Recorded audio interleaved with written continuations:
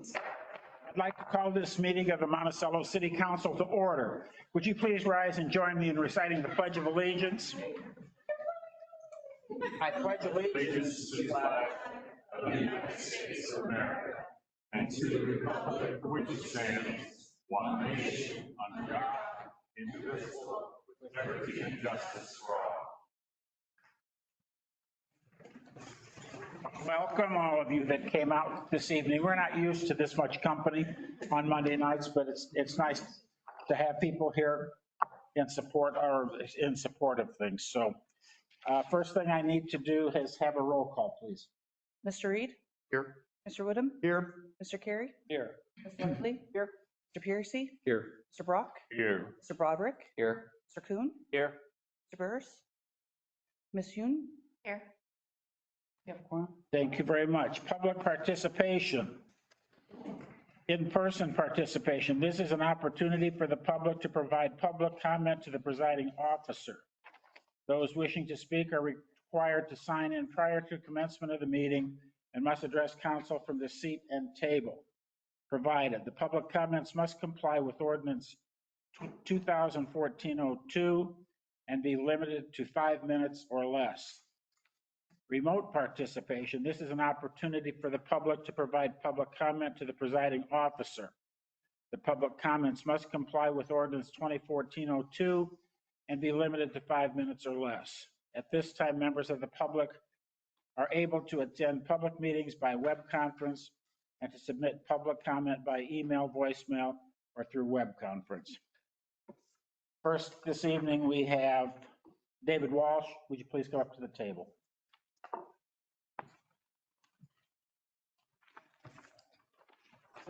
Hello, my name is David Walsh. I live here in Monticello, have for about 15 years. I live in Walden Pond, which is not directly in the neighborhood we're talking about, but very close. I'm here in support of the Right Start business, moving to that side of town. Both of my children went to the Right Start. We were in the inaugural class they had. My oldest daughter is in the 6th grade now, and my son is in the 4th grade. They were very shy kids going to Miss Tana's. They made a lot of friends, many of whom they're still friends with today. The preschool operates differently. It's very holistic, a lot of traveling, a lot of hands-on experiences. My daughter's a straight A student in the 6th grade, participates in a lot of extracurriculars. And my son in the 4th grade, he's in the top 7 and without the supports of Tana and her school, and the foundation of their, the building blocks for their knowledge, I don't think they would be excelling the way they are today. We give her a lot of credit. We give her a daycare a lot of credit for everything she did for us at the time. To me, it's a no-brainer. We have family members who have asked us, if we were to move to Monticello, what are our daycare options? And it's like, well, we really recommend the Right Start. And looking back to when we first had our kids, I ended up leaving my position for about 6 months because we couldn't find daycare. We were on the waiting list at Ducky Daycare. We were on the waiting list at 3 places in Champaign, and we kept waiting and waiting and waiting. And to tell someone that they can't operate a daycare center when they've already been doing it for 7 years sounds just terrible to me, especially when her spouse also owns a small business in Monticello. And I think we all enjoy Jamie's Barbecue. I think it's awesome. Really, that's all I had to say, was throwing support to the Right Start. I think they're a valuable asset to the community, and I would really hate to lose that or the other business that comes along with it. I'm happy to answer any questions you have about our experience there, but otherwise, that's all I had to say. Thank you very much for your comments. Ms. Corey?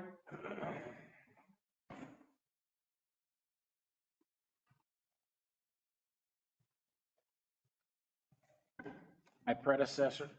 Hello, Mr. Mayor, Council. It's kind of unusual for me to be sitting on this side of the desks. It's also unusual for me to mention something that we used to refer to as a NIMBY, or somebody that doesn't want something in their backyard. In this case, it is immediately in the backyard of a house that I own on 404 North Charter Street, which I've been renovating for the last almost 5 years, with the intent of having a single family home in that location.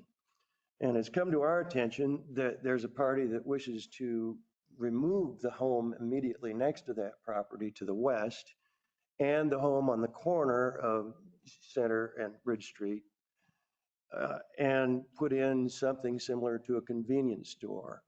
Now, it's been kind of ambiguous as to what exactly is the intent for that location, but we've heard that it was a convenience store, possibly with the option of having slots, video poker, and selling liquor. And I find that in itself kind of difficult to imagine immediately next door to a home that I envision as a family property. The other issue that concerns me is the potential for bright lights. The hours of operation of a convenience store are typically fairly early in the morning and going fairly late at night. And you'd need to have a lighted parking lot. And I see that impinging on the serenity and the privacy of a home housing a family. Also, the other issue that I see as being a real problem is the access to both the streets that potential convenience store would occupy. I see cars waiting to get in and out of the bank lot and cars occasionally backing up at the light for that car to get into the bank lot. It doesn't happen constantly. But I also see the same issue at Circle K. And I think if you throw another high capacity retail operation in that same intersection, you've got potential for a lot more issues. I've driven by that location and I've looked at the corner house with the for lease sign in front of it for 25 years.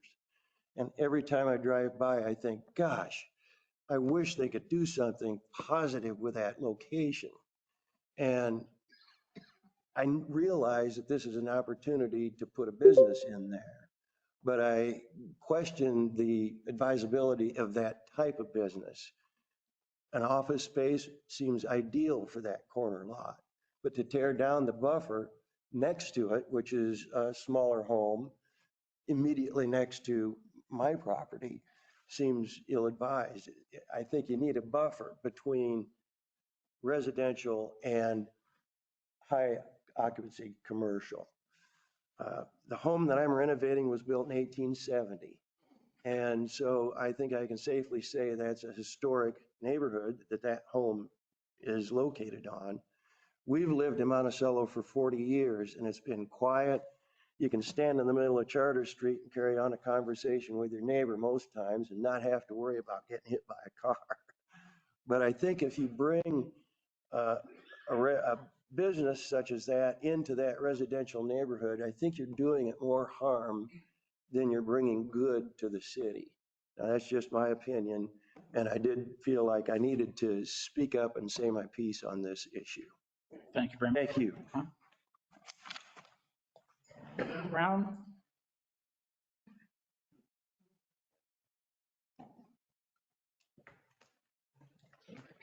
Good for you. I am here about the rezoning request for 214 West Center Street. My name is Brenda Brown, and I want to address this rezoning petition in regards to the home that is owned by my parents at 412 North Charter, which is on the vicinity map lot 352-004. My parents have owned that place since 1988. It's been in my family just a few more years. However, our family is not new to this area, long been here since the 1850s when it was founded. So we love Monticello and we like living here. We've raised our families here. This home of my mother's, my dad's deceased, it's a house that's been well cared for, providing a good home and community to our family and in the future to someone else. Monticello needs homes like this in good neighborhoods because of their more affordable price range. But unfortunately, this petition to rezone will remove a needed rental property and replace it with what I saw on the website, a liquor store, while at the same time bringing down our properties as well. And as I told the zoning board previously, my mother, who now resides in a memory care facility, loved her home. She would sit on the porch and visit with people walking uptown to the square.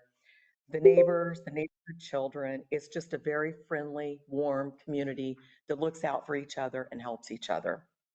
My mother would strongly oppose this rezoning and the type of business that's being proposed there. My siblings and I, as her heirs, also strongly oppose it.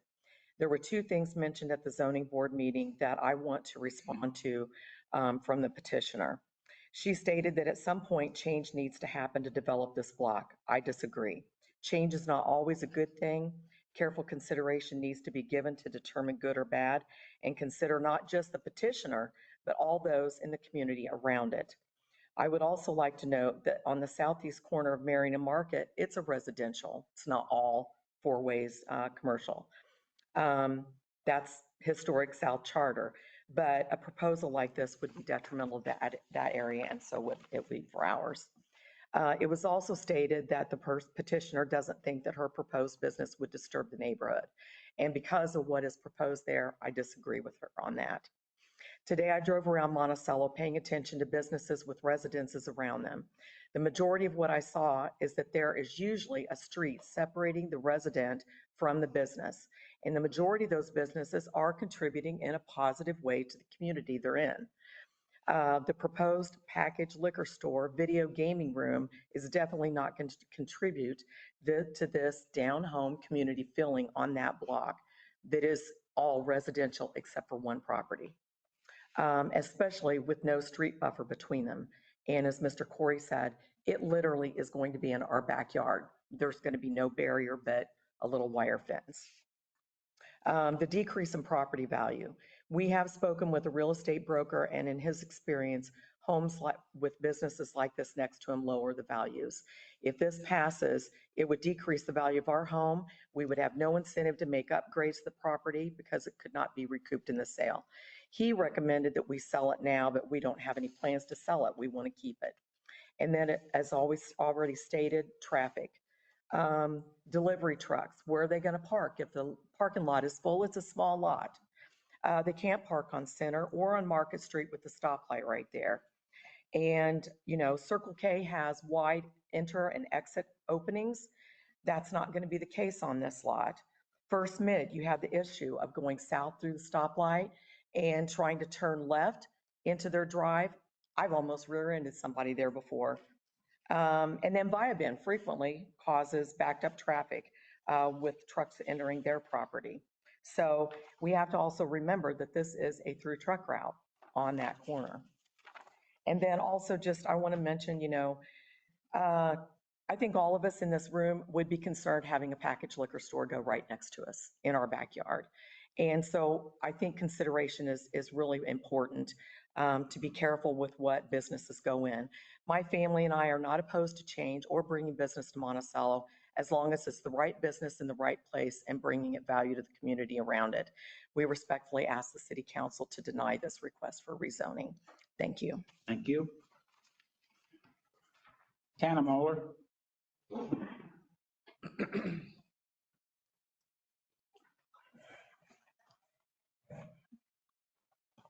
Good evening, everyone. My name is Tana Moeller. Thank you for the opportunity to speak with you tonight regarding the approval of a conditional use permit for my business at our new home at 1800 Walden Drive. I'm the owner of the Right Start Preschool, a licensed daycare currently at 703 Adams Street in Monticello. I was born and raised in Monticello, graduating in the class of 1990. I grew up with parents who served this community. My dad, Bob Trimble, was a coach and teacher for the Monticello School District before retiring in 1994. My mom, Pacey Trimble, has been a licensed childcare provider since 1988. She's almost 82 and is retiring in May.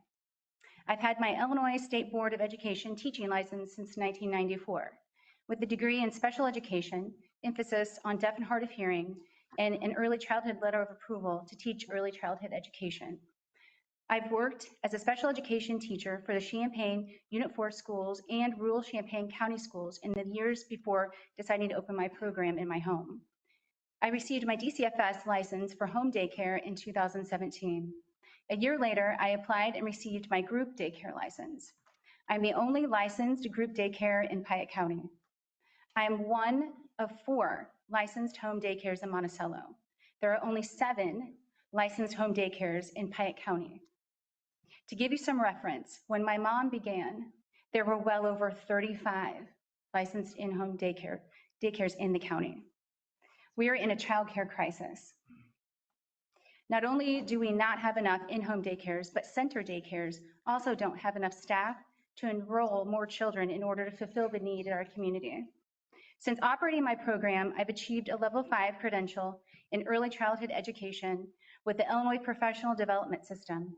My daycare has earned a Bronze Circle of Quality through Accelerate Illinois. I was the first licensed in-home daycare in the area to receive an emergency license from the governor to open during COVID, serving essential workers providing care for their children. I take my job very seriously and its impact on my community. My husband, Jamie, is a nurse at Carl, and he owns IJW Meats and serves the community with his food truck and catering. We are raising our combined crew of 5 children here. Noah is a 2018 graduate of Monticello. He and his wife, Hannah, moved back to Monticello after graduating from Grace College. Noah is a CPA in Champaign, and Hannah teaches special education at Monticello Middle School. They have my amazing grandson, Beckham, who is almost 6 months old. Nicholson is a 2023 graduate of Monticello High School and runs track for Grace College in Indiana. Annika is a senior at Monticello High School. Faith is in 6th grade at Monticello Middle School, and Logan, my stepson, is in 7th grade at Monticello Middle School. I developed a program called The Right Start based on how my own children learned best. They learned by experiences.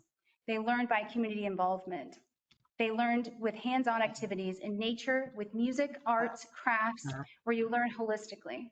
Social skills, independence, respect for others, and following directions are the top priorities. Really important in talent providing. I bought a 15-passenger van and equipped it with car seats so that we could travel for experiences. We go beyond the traditional goals to learn about life. My goal is to make learning fun and to help children become good humans. It's simple. I have fun and learn right along with them. Every week we go to yoga class with Josie Heck at Yoga Off the Square. We see Megan Canaster for pottery class at Hedgerow Pottery. We have crafts with Jenny Crumtinger at Crumtinger Design and Craft Studio. We go to gymnastics at Clean Movement with Ella Bailey. And Grandma Elizabeth comes to teach music 3 days a week. I appeared before the zoning board and city council in 2017 to request a conditional use permit so that I could get permission from the city to open my business within my home. I had 1 or 2 neighbors ask about lighting and how children would get to their cars. The process went very smoothly. The beauty of my program is that I offer a variety of drop-off and pickup times. I also allow parents to choose how many days they need each week. They get to choose part or full day. I offer before and after care as well. For example, currently I have children dropped off at 7:15, 7:30, 8, and 8:15. Likewise, children are picked up at 11, 12, 3, 4, 15, and 4:30. Staggered drop-off and pickup times create an easy system. Harder for me, but easier for parents and traffic flow. The neighborhood that I'm currently in has 2 intersections with traffic entering off of Van Buren and Adams Court from the east, and Jackson and Madison Streets from the west, all within 1 block. There are no sidewalks, and I have neighbors directly across the street, diagonally to the east, to the west, and behind me. It could be a traffic nightmare, but it's not. Thank you for your time and your consideration and your service to our city.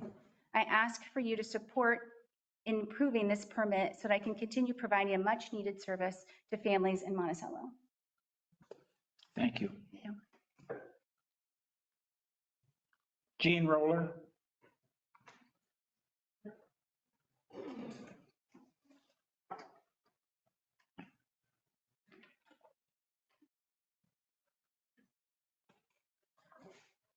Hi, my name is Jeannie Roller, and I'm here this evening with neighbors from Walden Drive in Monticello. Thank you for letting us speak. We appreciate your time. For those of you that have never driven down Walden Drive, not Walden Pond, but Walden Drive, dead-end street with several curves that you can't see around, woods, no sidewalks, no off-street parking. We are here to oppose the conditional use permit, which would allow for a personal residence to become a preschool. In the folders that we are handing out to each council member, You will find a petition signed by every home and landowner on Walden Drive opposing the conditional use permit that has been applied for by Mrs. Moeller to operate a preschool at 1800 Walden Drive.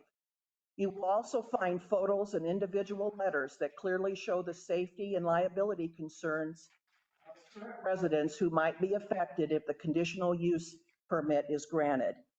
Later, you will hear more about the concerns that we in the neighborhood have regarding traffic, roadway width, lack of markings, blind curves, and multiple bodies of water that could cause catastrophic outcomes if an accident should occur. At the end of the day, it is obvious that this is not the best or safest location for a preschool. Again, thank you for your time. Thank you. Jeremy Bowman.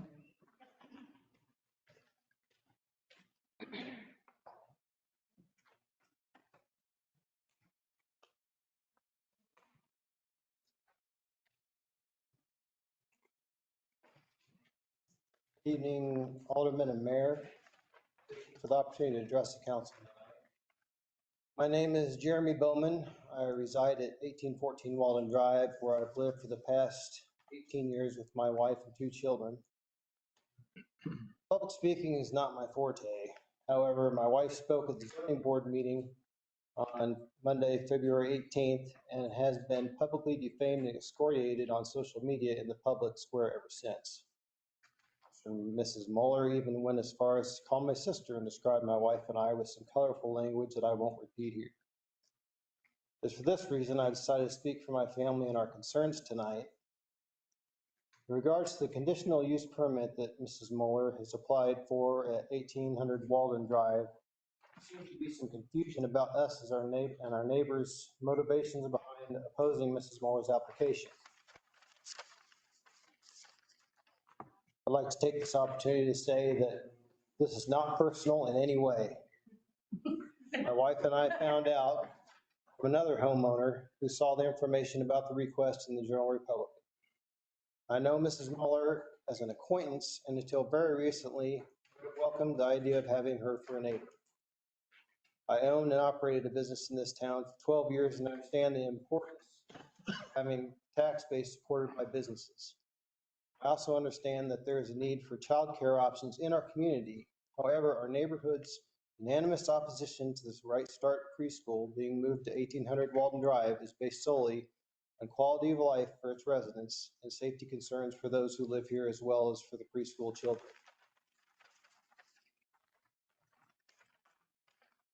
Walden Drive is a quiet dead-end street off the beaten path with 12 residences and 1 open lot. It has very little traffic. The Sangamon River runs behind us to the west with a large pond at the dead-end road at the former Walden residence. It's somewhat uncommon for us to see a vehicle on our road that we don't recognize. It is not a thoroughfare, and we don't currently have any businesses located on Walden Drive. There are 2 sweeping blind curves on this road, and it's easy to overdrive the visibility and drive faster than the roadway will allow for. I've had to stop short of pulling out of my driveway several times as cars tend to appear out of nowhere from the curve nearest to my drive. There are also several children who enjoy riding their bicycles on the road, as well as people walking with no curbs or sidewalks. Bright Start Preschool at its current location approved for up to 12 children. Assuming this would transfer to 1800 Walden Drive and at some point be up to full capacity, we could be seeing as many as 48 more passes by vehicles on Walden's Drive each day. Therefore, it's exponentially increasing the chances of a traffic incident occurring. Another concern is that businesses located in a residential area can significantly affect property values, often decreasing them if the business creates negative impacts like traffic congestion in the residential area. Possibly the biggest issue is the liability of the river behind the homes on Walden Drive and with the pond at the dead end. There's an extreme risk that a preschool child could end up outside of the preschool fence or on our properties and fall down the steep bank of about 20 feet in some places and into the river. This river can run high and fast when at flood stage, and it would be a liability that most likely falls upon the homeowner per our research. thus making them at risk for a lawsuit, which in turn could turn into a lawsuit for the city as well for allowing the special use permit. It's clear to us that granting the special use permit for 1800 Walden Drive has more cons and pros, and we respectfully ask that you decline the request. Thanks for your time. Thank you. Michael Osterloo.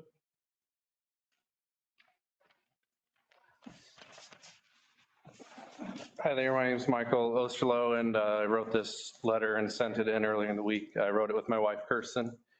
And I'm just going to add one thing before, just kind of speaking to the future neighbors of Tana. If I could pick anybody to be my neighbor, it would be her and Jamie. Number one, the meat and the cinnamon rolls, you can't beat. But if you drive past her house now, she's improved it so much, and that's all I'll say on that. I'm just going to read my letter. We are writing this letter in support of the upcoming vote regarding the approval of the Right Start in-home daycare business operating at 1800 Walden Drive. As parents with one child currently attending the daycare and another child who previously attended, we would like to express our strong support for this business and emphasize its value to our family and the community. Finding reliable, high-quality childcare is an increasingly difficult challenge for families. In addition, the housing market is highly competitive, making it even more vital to support those who are able and willing to provide this much-needed service. Based on our previous experience with the Right Start, we believe that this property is suitable for an in-home daycare of this size. We trust that the Right Start will create a safe, nurturing environment for the children in their care. We have no worries dropping off our kids at this property. We are aware of raised concerns about the proximity to the nearby river and the narrowness of the street. However, as parents who regularly bring our children to this daycare, we do not share those concerns. Right Start maintains a high standard of safety, and we feel completely confident in the environment when dropping off and picking up our children. We have never encountered a situation that made us feel uneasy about our children's safety. We believe that allowing this daycare to operate at this location would be a tremendous benefit to local families. The care provided is exceptional, and it is difficult to find alternative daycare options that offer the same level of quality and convenience. Disrupting this service would place undue strain on working parents and could result in fewer childcare options in our community. We respectfully urge you to consider the positive impact this daycare has had on families like ours and approve the request to allow its operation. Thank you for your time and consideration. Thank you.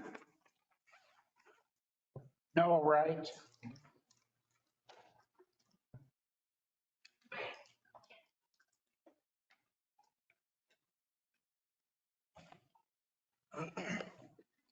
Good evening. My name is Noah Wright. I'm the son of Tana Moeller, who owns the Right Start. And I don't have any speech or anything that I have written. I'm not going to say anything nearly as eloquent as my mom did. But I think that I first want to say, I understand the concerns with traffic that they've kind of brought up. If you've, never been around in-home daycare, or you've, maybe taken your kid to one, like I get that you're on a street where there's a dead end, totally understandable. I think that it is, to an extent, being a little bit misunderstood. Like my mom mentioned, they stagger times. There's very rarely, if ever, more than 2 people at the house at one time.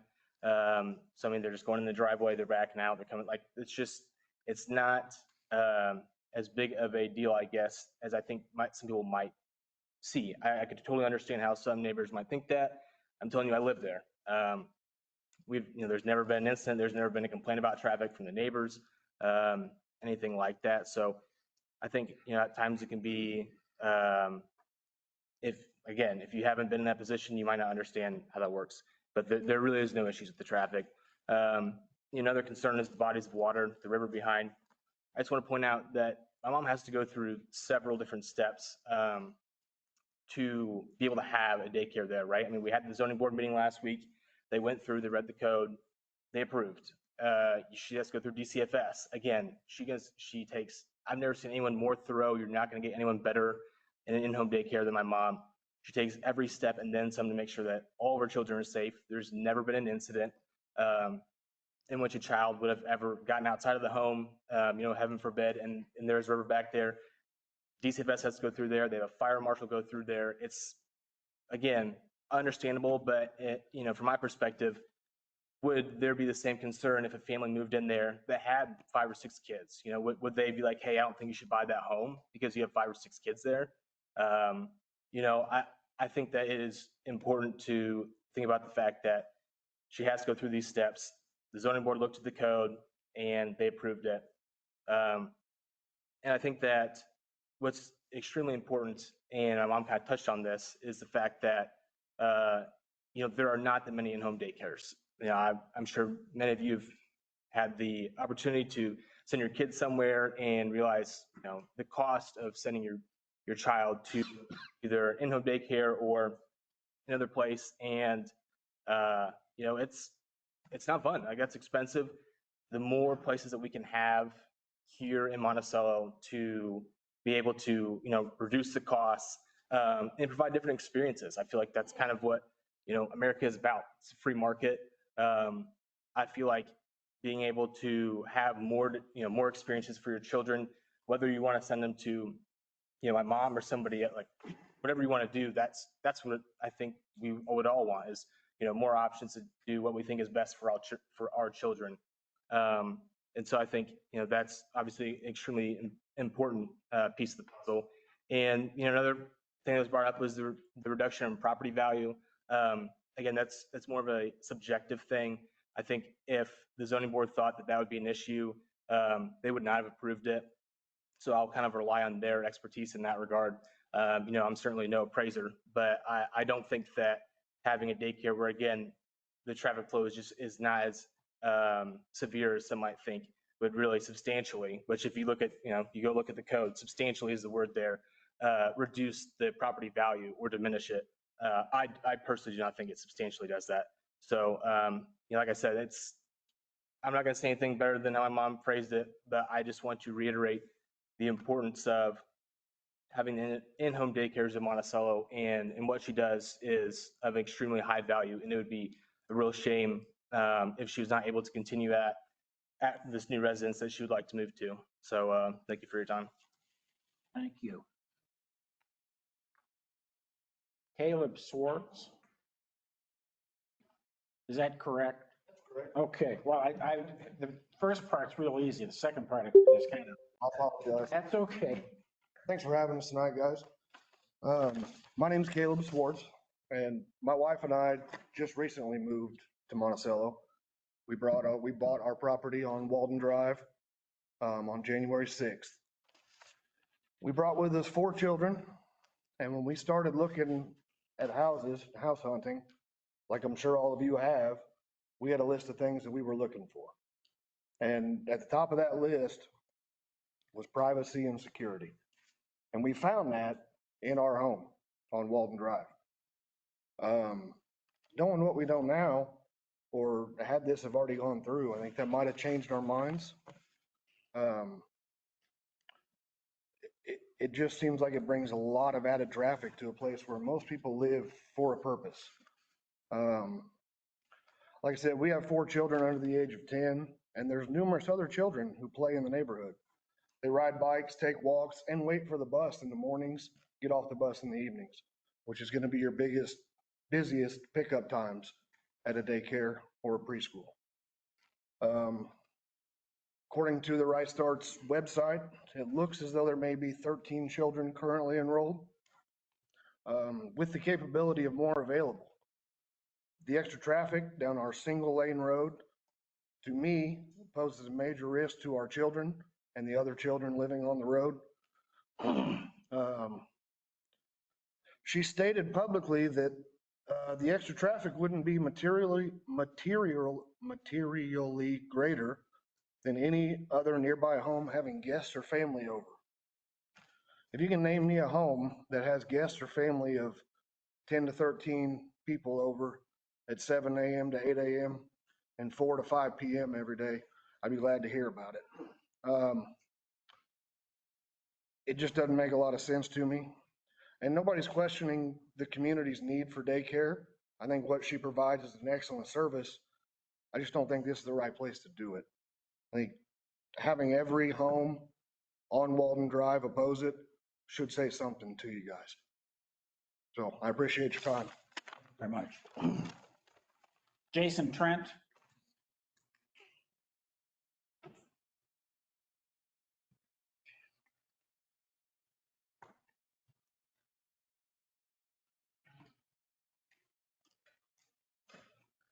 Good evening, council. My name is Jason Trent, and I've lived at 1808 Walden Drive for 25 years. I appreciate the opportunity to be heard. I just want to make clear that we're not here tonight to discuss the need for daycare in Monticello or the quality or the pedigree of those operating daycares in Monticello. What we're talking about here is moving an existing business, changing the zoning to accommodate a change of location. That's it. It's not about how many daycares or quality. Hopefully for me, it's not personal. It's about moving an existing daycare from a successful location to a new location.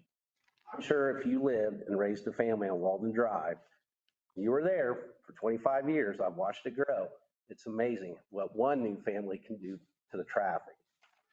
But I'm sure you would agree that the location needing the special use permit isn't the best idea, just like Caleb said. It's on a one dead end road. It's not one way, should be, but it's a dead end road. Blind curves, and it does have the Sangamon River. I've lived there years, and I tell you what, I raised two boys, and and it's hard to keep track of two Trent boys, but whenever I would lose track of them, the first thing is, oh my God, check the river, are they up on the road? Simply put, until you live there for 25 years, it may not sound like a lot of traffic, but you're doubling it because it's a dead end road. There's 3-point turnarounds, no curbs, no shoulders, big trucks. I'm trying to get the Amazon and the UPS trucks to quit coming so much, but that was a joke. I'm trying to be, but anyway, there is enough traffic on there where if we had 13 or 10 two-ways coming and going each way, there could be some liability there. We just don't think it is. But again, nothing personal. I'm sure it's a great daycare. It seems to be thriving. It seems to be very busy, preschool. We just don't think this is the best location. That every resident that lives on the street has voiced the same concern. Thank you. Jason McLean.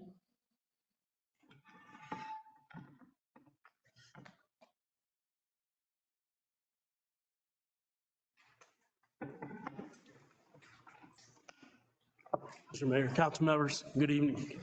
My name is Jason McLean. I grew up here and was raised here and moved my family back here after I retired from the military after 21 years because I wanted my kids to grow up in the community I grew up in and go to the school that I went to school in because it's such a great community and school. I'm here to oppose the rezoning of the corner of Market and Center Street for the packaged liquor store. I live at the corner of Center and Charter Streets and strongly oppose the building of a packaged liquor store at the corner of State and Center Streets. First, like I said, I have 3 young children, and there are several other young children that live, ride their bikes, and play up and down Charter Street. In order to put a convenience store in there, there's going to be a lot of construction, as well as after the construction, a lot of traffic going in and out. People are going to want to miss that by going down these side roads. Now we've increased the safety risk on these side streets, these kids being able to play and ride their bikes. Not only that, there's also a truck route for semis to go to and from I-72 and Monticello Road. Where are they going to go when they have to be diverted? It's also the main east and west route for farm equipment. Where are they going to have to go? They can't fit down these side roads. They're going to have to go all the way down to Marion and Market, and then come down Market and back up traffic. Again, construction will cause them to use alternate routes. There'll be more traffic issues and increase the accidents. Secondly, I've said that. The increase to this, also, I'm on the Monticello Fire Department. First responders. With increased traffic, there's a possibility of increased accidents at that corner. That is the main intersection that Kirby goes through to go south, Mid-Pike goes through to go north. If that is blocked, where do they go? They're going to have to take extra time to go around, which can mean life and death or possibly somebody losing their property. Being on the fire department, we all have full-time jobs. Most of us are not able to leave our jobs to go on calls during the middle of the day. Increased accidents, what's going to happen with that?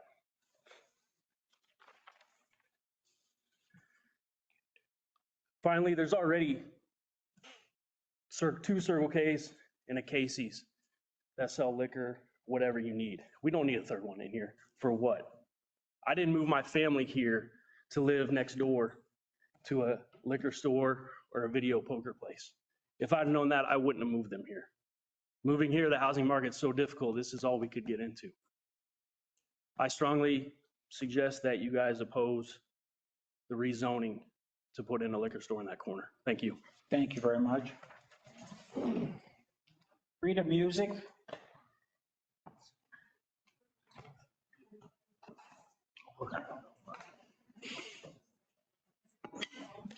Want to say something?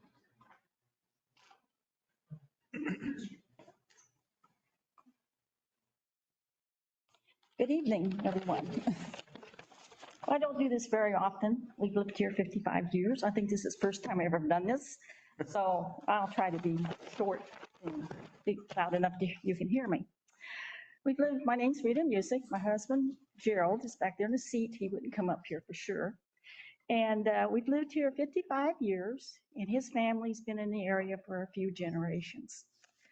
And we've moved around in Monticello about every 10 years. I make him move. So we have a different house every 10 years. But when we found the lot on Walden Drive, we just fell in love with it because the country feels like it's in the country. We have excellent neighbors. They're all just sweethearts. And they all pretty much mind their own business and they enjoy the country area. We are close to the Kirby Hospital, of course, and there's an excellent, I guess, big, large daycare coming in over by the Kirby Hospital, and I'm really kind of excited about it because you can drive by and see the kids. We've really enjoyed, even with the exit across from us, we've really enjoyed having a quiet area to live in. Now, the Sangamon River is a very nice place to live by. We've seen everything from deer to coyotes to river otters running around our yard. So it's been really nice. The issue of a dead end street does worry me because it will bring more traffic up and down the road and no place to park. We worry that it is a narrow road. It's not really a two-lane road. In the winter, we just get, if the winters are bad, we just have one lane. So I do worry about that traffic a little bit. But my most concern when I found out about this was that the safety of the children. The river is very, very steep. Sometimes we have seen the river. I was going to read this, but I think I'll just tell it. The river is at times, very deep. I've seen it come almost up to the bank in our backyard. And the whole back end of our house and the houses along there is just submerged with water up to the railroad tracks in the back. It's very, very deep, and sometimes it can be very swift. So if you're out there, you don't go near the bank. You're just afraid you fall down in it or you'll slide, you hit a tree. You go down, you're going to hit a tree. And if you're lucky, I guess. But we have a little steps down and a railing, nothing pretty, but we don't use it too often because it is too steep. The families along there have been very nice, and it's quiet. And the only concern I had was the danger of some child falling down in that river. Kids can get around, under, between, squeeze between things, get around, get away from you faster than you think. They can be gone there now and gone next. And time you look a house over or a residence over, they're out the back door. They can, if it's ajar or they can find it open, they'll get out there. And the first thing I'm going to do is go out the back, I think. And that river is very, oh, you don't really sometimes notice it too much until you get up to it, until you really get close and see how deep it is. And so my concern is the safety of the children. And I would hate to think that some child fell down that river bank, heaven forbid if they drowned, but they certainly would get hurt one way or another, landing up against a tree or a log. It's pretty steep and it's a long ways down for a little kid. So my main concern is the safety of the kids being there, because you cannot ever guarantee that a kid can get away from you. At least mine has a few times when I raised them. So that's my main concern, and I appreciate you listening to me. And we must say that we are looking forward to the new daycare across the street by the hospital. It'd be kind of fun to drive along there. It's really big and see the kids out playing. We have nothing against the daycare. And we need it. When my kids were little, I couldn't find anybody to babysit my kids. There was just no place to do it. So I'm glad to see a big facility come in, or even the smaller ones in. But I just don't think our street would be a safe place for them. So, thank you. Thank you very much. Any online? No? Excuse me, Mayor. I'm sorry, Jim. I have two to. Oh, okay, go right ahead. I have to read their, I wasn't going to read them, so I'm just going to read them. That's fine. My name is Elizabeth Brown. I'm a resident of Monticello and work at the County Mental Health Center. My son has been attending the Right Start since the summer. Before this, he was watched by his aunt at home. When his aunt began college, we found it difficult to find childcare. Luckily, the Right Start had an opening. We liked that this home preschool was licensed and ran by a licensed teacher. We felt like we could trust that our child would be getting the necessary care and education. Childcare in the community is few and far between. It is so important that TANA is able to continue operation. When I drop my son off or pick him up, I am usually the only parent there at that time. We don't all drop off or pick up at the same time. He attends 5 days a week. On occasion, there are other parents there dropping off or picking up at the same time, but never more than 3. Drop-offs and pickups are quick, in and out. Thank you for taking the time to read this. I hope that the City Council will consider allowing Tana to continue operating her daycare at her new home. I'm not sure what we would do without her. I have another letter here. This one's just a little bit longer. It's from Shannon Doyle and Stephanie James. Dear members of the Monticello City Council, on behalf of myself, my spouse, Stephanie James, and our nephew, Ryan Tucker, of whom we are legal guardians, I write to express our strong support for Tana Muller's conditional use permit application to operate her in-home childcare business at 1800 Walden Drive. After very limited socialization in his first few years of life, Ryan had the privilege of attending the Right Start for the first year of preschool. We have seen firsthand the incredible value that TANA provides to the families in our community, Councilman Brock's family included. Our Ryan became fast friends with the councilman's grandson during their time together at the Right Start, along with many others. Ms. Muller has operated the Right Start at 703 Adams for several years without any traffic or safety issues, despite it being a residential area with no sidewalks. Our program is not a large-scale daycare, but rather a small, home-based business with a limited number of children as regulated by DCFS guidelines. The Right Start has provided minimal traffic impact with only a handful of parents dropping off picking up children at staggered times. Strict compliance with safety regulations is licensed by DCFS, which mandates limits on the number of children and ensures proper supervision. An enriching and structured learning environment with specialized early childhood education that helps children develop skills, manners, and friendships in ways that are often lacking in larger daycare centers.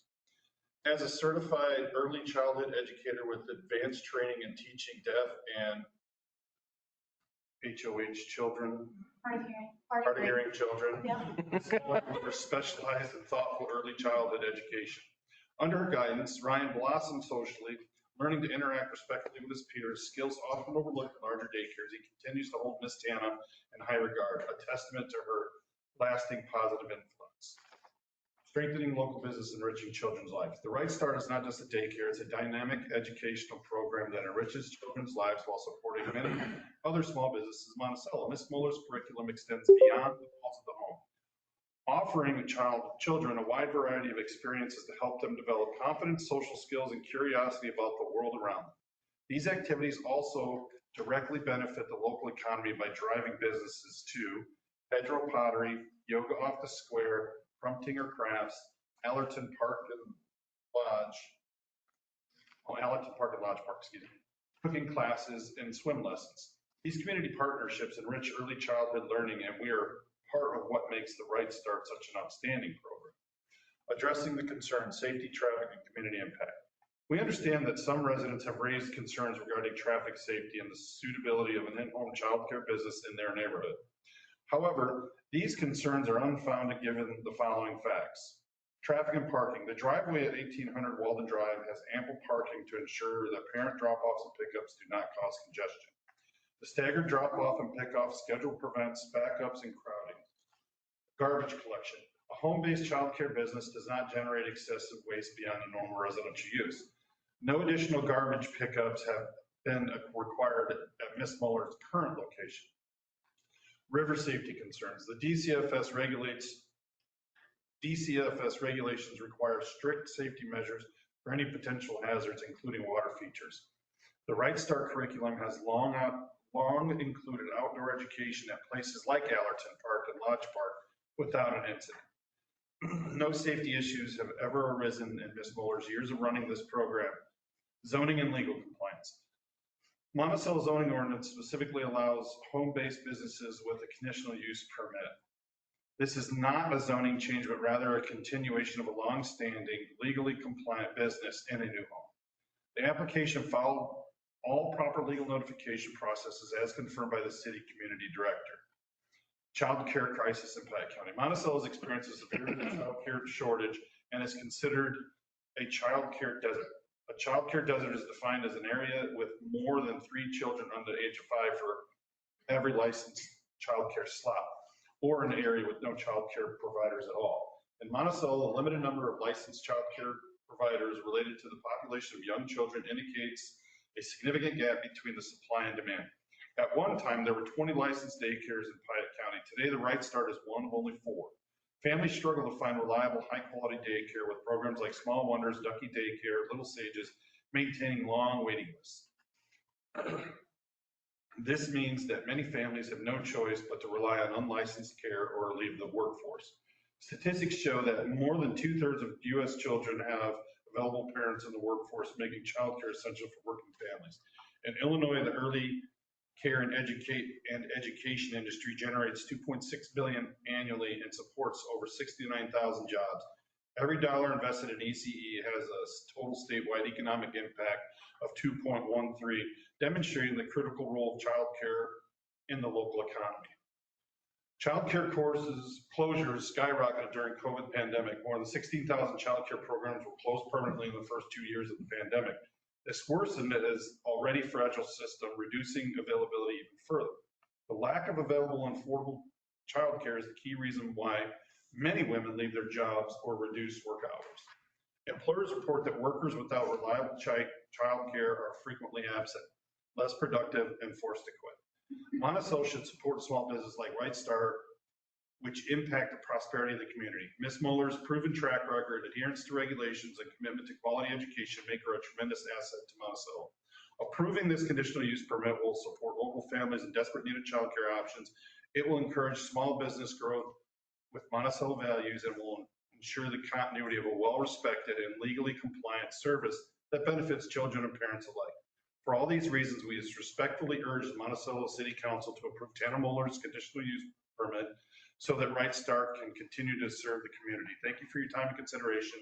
Shannon Doyle and Stephanie James. That's it? It's hard to read somebody else's writing. I was really proud of you. I didn't know you could read that well. That was good. Okay. Moving on to consent agenda. Approval of documents and action items is listed. Claims report. Claims dated February 11, 2025 through February 24th, 2025. Meeting minutes. City Council meeting minutes, February 10, 2025. Is there a motion to approve the consent agenda as presented? Move. Is there a second? Second. Any comments or questions of city staff? Not seeing or hearing any. Can I have a roll call, please, Robin? Ms. Reed? Yes. Mr. Woodham? Yes. Mr. Carey? Yes. Ms. Lively? Mr. Piercy? Yes. Mr. Brock? Yes. Mr. Broderick? Yes. Mr. Kuhn? Yes. Burris? Yes. Ms. Yoon? Passes. Thank you very much. Moving on to the mayor's report. 12th Annual Piatt County Antique Day is this Saturday, March 1st from 9 a.m. to 4 p.m. Visit 13 antique and collectible shops and stops in Mansfield, Cisco, Monticello, and Atwood. For more information on the participating locations, visit the City of Monticello social media page. It's not just books at the library. Allerton Library has daily events and programming for young readers, tweens and teens, and adults. Visit their website or Facebook page for programming information and schedules. If you have the winter blues, make sure you look into the classes at the farms at Allerton Park, with classes on various arts like wood carving, wine tasting, weaving, baking, playing mountain dulcimer, and more. Visit the Allerton Park website for more information or to register. Moving on to new business. Ordinance 2025-19, an ordinance amending the zoning of 214 West Center Street. Jim? Thank you, Mayor. Council. The prospective owner applicant has an agreement to purchase and develop the subject property at 214 West Center Street into a commercial space. An RD designation is not appropriate zoning designation for a proposed commercial use. Per section 153.079CB, the area under application has changed so that the zoning is no longer contributing to the community welfare or consistent with some of the surrounding uses. A public hearing was held on January 21st. Several residents spoke, and the following concerns were noted in the memo I attached, and also those people were also here and reiterated their concerns. The appropriate notifications went out to adjacent property owners. Didn't actually receive any comments back from those, but we did have the participation at the public hearing. The applicant's responses were also noted in the memo I provided. And the only thing I wanted to add is that the 2023 comprehensive plan illustrates both the 214 and 218 West Center Street parcels, with growth reflecting a community-based business designation for all the future land use maps. Approving the request for the conditional use will not be detrimental or endanger the public health, safety, morals, comfort, and general welfare, along with not impeding the normal and orderly development or improvement of the surrounding properties. I included a vicinity map, a copy of the PZB motion included in the packet. The PZB actually voted to not approve rezoning of this parcel. And their recommendation was attached also to your city council packet. Was the vote? Stop. 42. 42, yeah. So it's recommended the city council discuss and take action on the ordinance 2025-19 as submitted at the regularly scheduled meeting. I did want to mention that if this motion were to fail, then the liquor license, I believe, too, would not need to be heard. Is there a motion on ordinance 2025-19? So moved. What is the motion? Are we voting on it? What is the motion, to approve or not? Not approved. To not approve? Is there a second? So moved. Any comments or questions of city staff? Do we have anybody representing the development here? I don't think so. All right. Yes, I don't think so.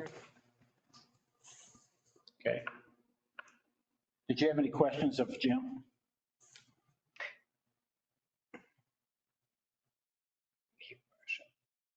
No? Hearing or seeing none, may I have a roll call, please? This is voting no. So yes is the proper vote, okay? Yes means no. Yes means no.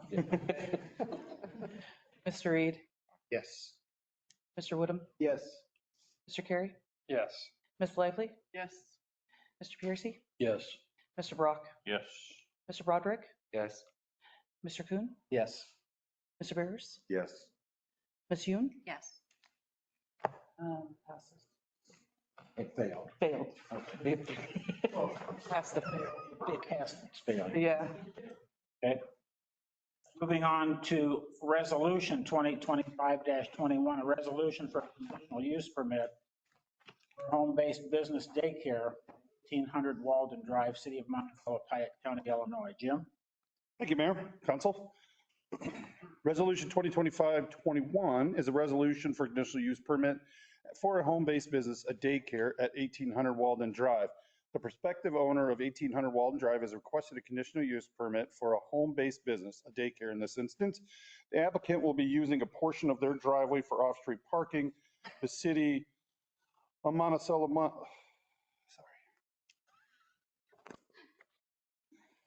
The City of Monticello zoning ordinance does not allow for a major home occupation without the issuance of a conditional use permit per section 153-031, section C, item 1. The parcel is zoned currently as RS, suburban residential.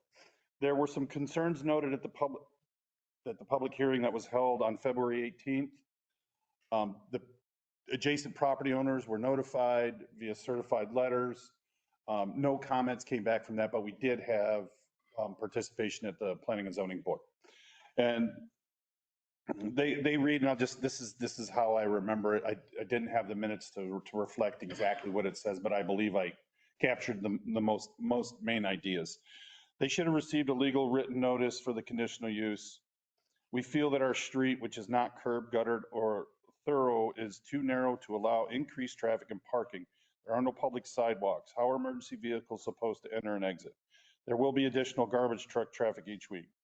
The river's in the backyard at 1800 Walden Drive. This is an attraction for residences, but it is an attractive nuisance for a daycare. We feel this is a business and we are zoned suburban residential, not business.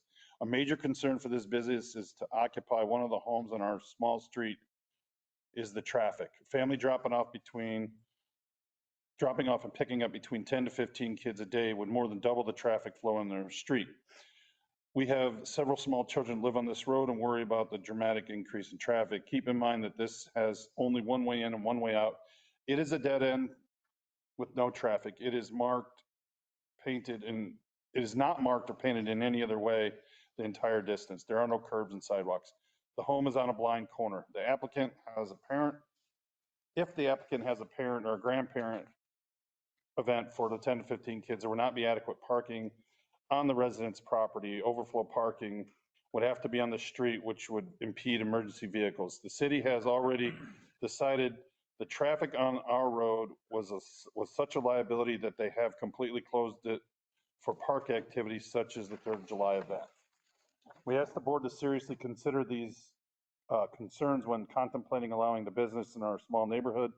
We feel it would be a detriment to the neighborhood and opening homeowners along with the city for potential liability issues. While we welcome the applicant to our neighborhood, we feel that there are many locations in which to house their business in the city of Monticello that is more capable of handling business traffic issues and being zoned accordingly. Respectfully request the zoning board deny the conditional use. The applicant's response to these concerns was DCFS strictly regulates the establishment for daycares.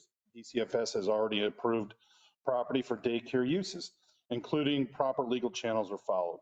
Regarding lack of notice, applicant depended on the zoning administrator to ensure that appropriate notification procedures were followed.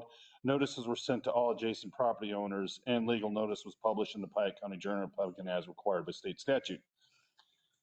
The applicant has successfully operated at 703 Adams for several years without incident and traffic congestion, which does not include sidewalks. Either the location of 703 Adams is seen in the image below. I just attached that for your reference to know what we're talking about.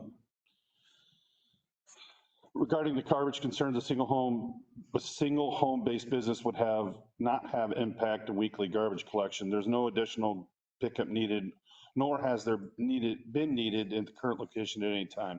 Residential areas already receive regular garbage service. Regarding the river's attractiveness, licensed daycares must meet strict requirements as governed by DCFS. The river's attractiveness is objective and is up to the homeowner business and their patrons. Children learning about nature and being outdoors is part of the Right Start curriculum for 8 years, and no safety concerns or issues have occurred. We have traveled to Allerton Park, Lodge Park, and other areas that have rivers and bodies of water. No children have been endangered at any time. Regarding zoning concerns, the city zoning ordinance specifically allows for home-based businesses through a conditional use permit. This isn't changing the zoning, but rather utilizing the existing provisions for home-based businesses. And a home daycare is just that, a daycare inside a home, as governed by DCFS. This is not a mercantile business, which could change the character of the neighborhood.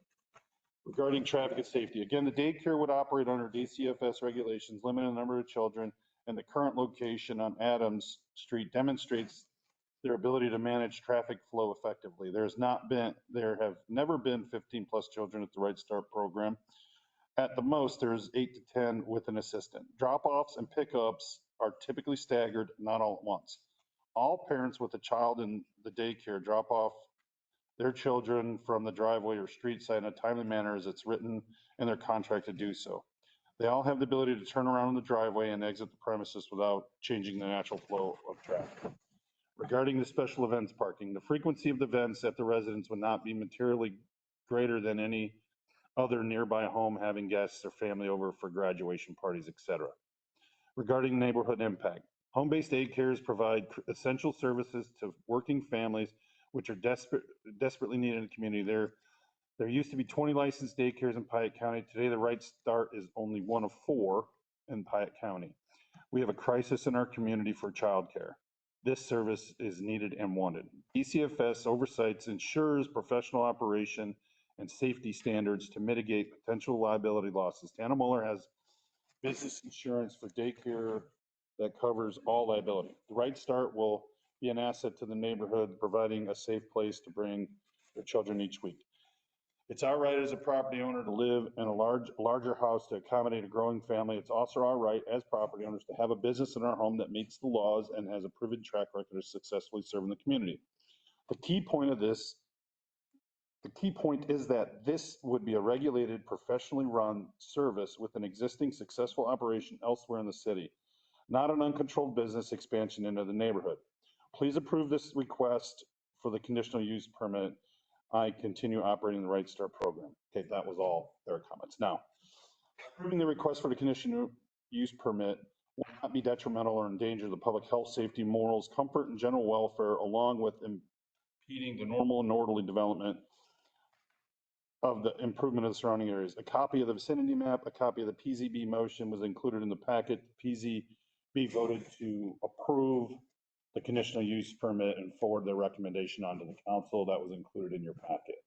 So it's recommended city council discuss and take action on this conditional use permit as submitted at today's meeting. Are there comments or questions before we go to a motion? City council. What was the vote at the zoning board? 5 to 1. 5 to 1. 1 absent. Anyone else? I want to share that we've heard both sides. We appreciate the passion that people are for it and against it. Some of the factors that considering in terms of the vote, one is obviously a real need for childcare, and if this is voted down, will it open up other areas in town that would say, we don't want it in our area either? We appreciate the fact that we need it in Monticello, we just don't want it in our area, which means we wouldn't have it. believe me, the fact that that this was I think, a unanimous opposition for this street says volumes. And so I think if we would approve this, there will be need to be some mending there, just assurances. But, and the other consideration is the fact that this has existed in town for 7-8 years in an area which is still a neighborhood, which has more traffic, and that hasn't been a problem. So those are the factors. But I appreciate the passion on both sides, and I can assure you that however the vote happens tonight, that we hear both sides and been considered, at least by me, and I think I can speak the same for everybody else here. Anyone else have comment, question? I'd entertain a motion. Motion. You have to tell me what kind of motion. Yes. A motion to approve. I'm sorry, motion to approve. Motion to approve is second. Second. Any comments or questions now? Hearing or seeing none, may I have a roll call, please? Mr. Reed, Yes. Mr. Woodham, Yes. Mr. Carey, Yes. Ms. Lively, No. Mr. Piercy, Yes. Mr. Brock, Yes. Mr. Broadbrook, Yes. Mr. Coon, Yes. Mr. Burrs, Yes. Ms. Yoon. Yes. Motion passes. Thank you. Thank all of you. If you want to go, you can. I will.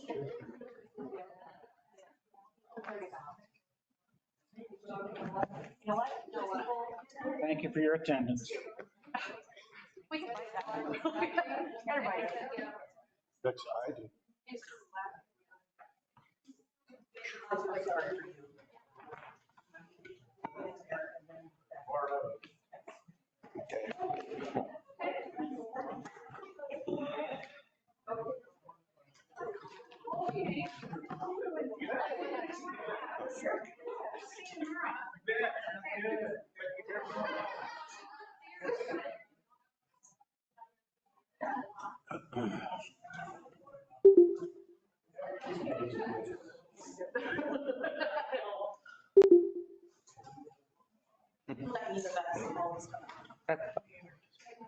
We're done with this, aren't we?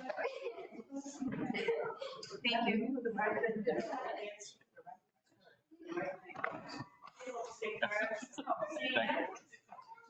Okay. Need a break? You just want to go on? I'm ready to go on. Okay. He's like, oh, Andrew, you going to be able to make it?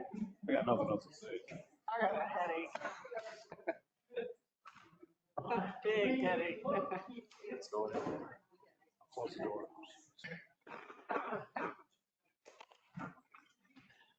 That was very good. That's right. Thanks, Jim. Good reading, Jim. Okay, moving on to Oberheim Park update discussion only. Mr. Summers.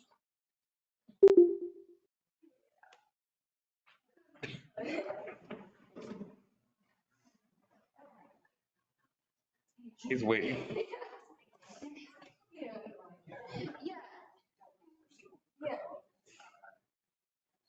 Where's your park?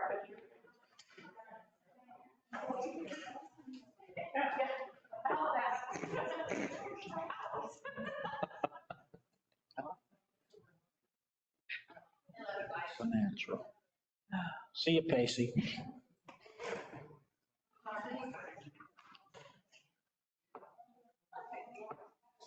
Okay, now Terry?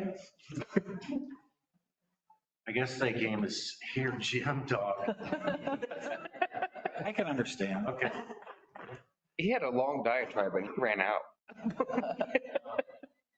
So I've been asked to give a brief update on Oberheim Park. There's been a few things out on social media, from my understanding, that may or may not be accurate. So I'm just trying to shed some accuracy on that. Some of this will be regurgitation to most of you. If you recall, the two baseball, softball fields utilized for our Little League programs are not owned by the city. Those are owned by Pike County Forest. One thing we need to mention is the availability of the use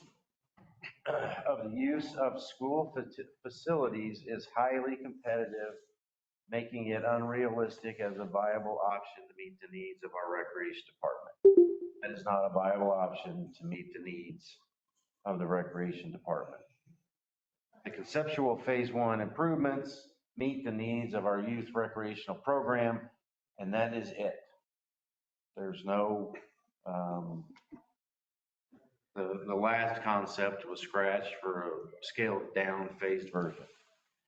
The engineers are working on design documents at speed. We're going to have a 50% design submittal meeting later this week, and I will share those once the design is completed. The conceptual design is just that, it's conceptual. Now you get civil engineers and architects, will it fit in this amount of space? Because we are trying to squeeze 5 pounds into a 2-pound bag here. So I don't want to share the conceptual plans, as well as we're still working out some details with the property transfer of the Allerton Public Library District. So once the design is completed, or at least 75% completed, let's get them out there for the community to see. Phase one, all playing surfaces will be natural turf, not synthetic turf. All fields will have tile under drains. All fields, parking lots and roads will have lighting. All the fields, parking lots and road will have lighting. Phase one amenities include 2 baseball, softball fields, 2 large youth soccer fields that are for first and second grade soccer, 2 small youth soccer fields that are for kindergarten, 1 multi-purpose field / football soccer field. That is for 3rd, 4th, 5th, and 6th soccer, and 5th through 8th football practice. There will be 1-story building for the multi-purpose field, have storage, concessions, and restrooms. There'll be 1 2-story baseball, softball building with storage, concessions, restrooms, and a press box. Access is directly from Old Route 47, not through Apple Tree. Parking lot, the conceptual design of the parking lot allows for about 280 parking stalls. We've got some timelines here from the attorney and engineers. So with that property transfer from Allerton Public Library to the city, at your March 10th city council meeting, you will be asked to approve the minor subdivision that splits 1 lot into 2 lots, with us getting one of those lots. And then the council will have to pass an ordinance resolution transfer of property request and the intergovernmental agreement. That's with the library. That's for March 10.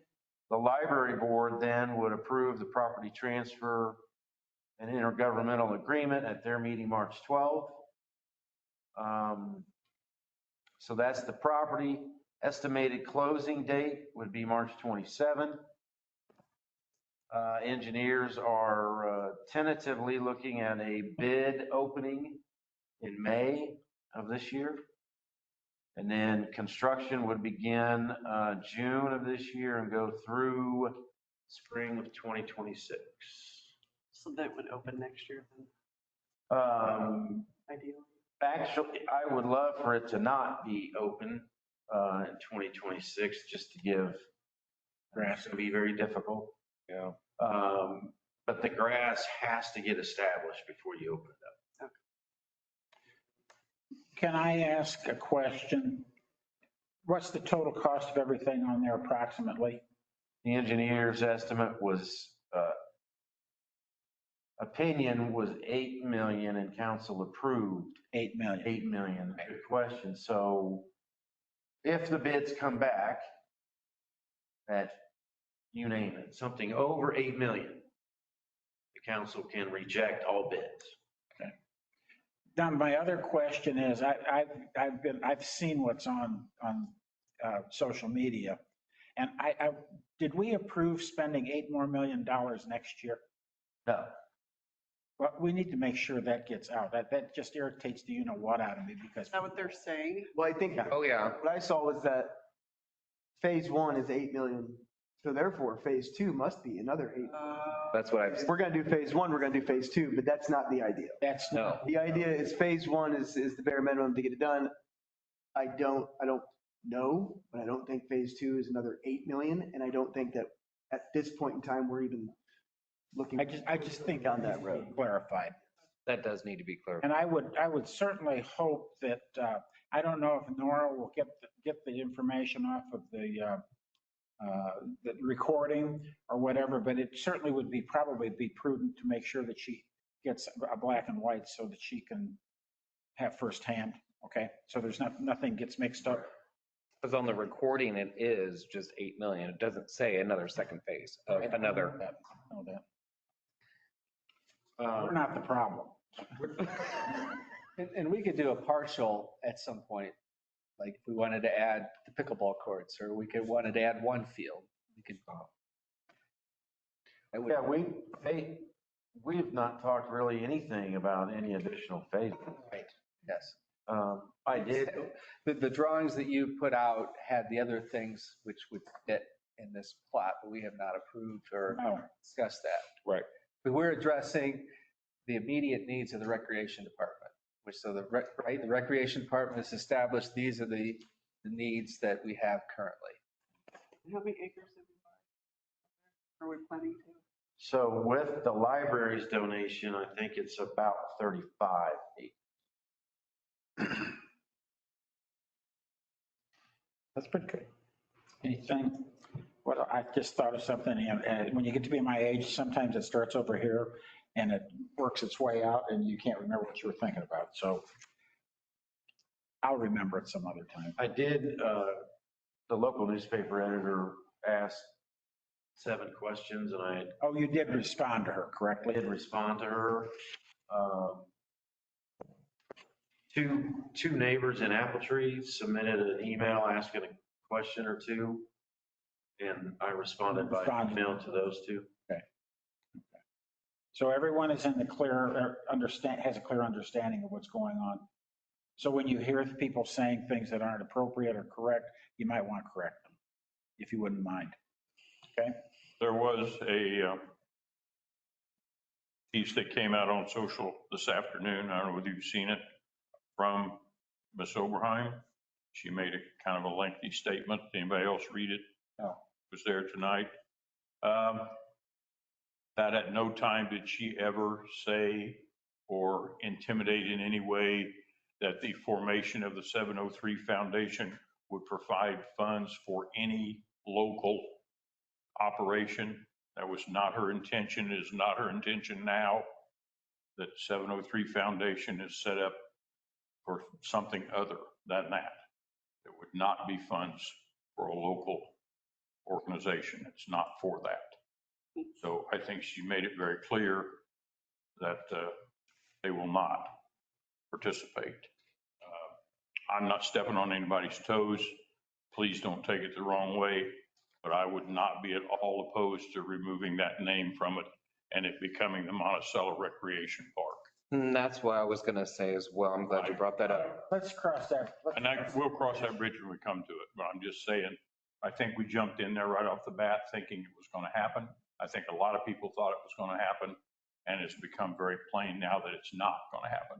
And if we're going to step up and fund the money, then let's just make it ours and let it go at that. And maybe even if it hurts the public, make it honorary Oberheim. Monticello Recreation Park. We can do a lot of things. There's a lot of time to. Anyway, we got time. That's 2 cents. And my 2 cents is not worth I it. do appreciate you bringing that to my attention. That does make. I try to stay off of social. It was published kind of late today and by her, and it's a Can you tell me where? little lengthy. So I don't know, Sue was reading it to me before I left and came up here. She read the. I'm assuming it was just on Facebook page. Just text her. Yeah. Anyone else? No. Thank you very much, Terry. I appreciate you bringing that to our attention and telling us the same thing again. Maybe this time it'll get out and understand what we're talking about. Okay. Chief Ross, it's your turn. I have nothing that can't wait till 2 weeks from Next year. Trying to go for a record long one tonight. He's looking at the clock already. City Administrators Report. I have nothing to add. They cannot wait until March 10th. Terry and Larry and Callie will be in Springfield on Wednesday and Thursday at the Rural Development Conference, so it's a big hoo-ha hot time, let me tell you. Okay, can we have a motion to go into closed session? 5 ILCS 120/2C1 personnel. Oh, darn, I was gonna go past those and I didn't get there. Mike? I don't have anything. Eric? I do not. Pass. Thomas? You sure? Positive. Okay. No, sir. Rodney? Elaine? They're probably too late, but I checked the sign. Tomorrow is the blood drive. I got the date right, so too late. Tom? They need output. Right? No, sir. Nada. Nada? Okay. We need to go into closed session, 5 ILCS 122C1 personnel, appointment, employment, compensation, discipline, performance, or dismissal of specific employees. Is there a motion to go into closed session? Second. Is there a second? Second. I need a roll call, please. Mr. Reed? Here. Ms. Woodham? This is yes. Mr. Carey? Yes. Ms. Lively? Yes. What am I doing? Yeah. Going. I'm sorry, yes. Mr. Piercy? Yes. Mr. Brock? Yes. Mr. Broderick? Yeah. Mr. Kuhn? Yes. Don't start laughing. You'll never let them stop. Thank you. We are in Motion open, to go back into open session. we're in open session. I would move to adjourn. Yeah. All those in, is there a second? Second. All those in favor, aye? Aye. Any opposed? Do you-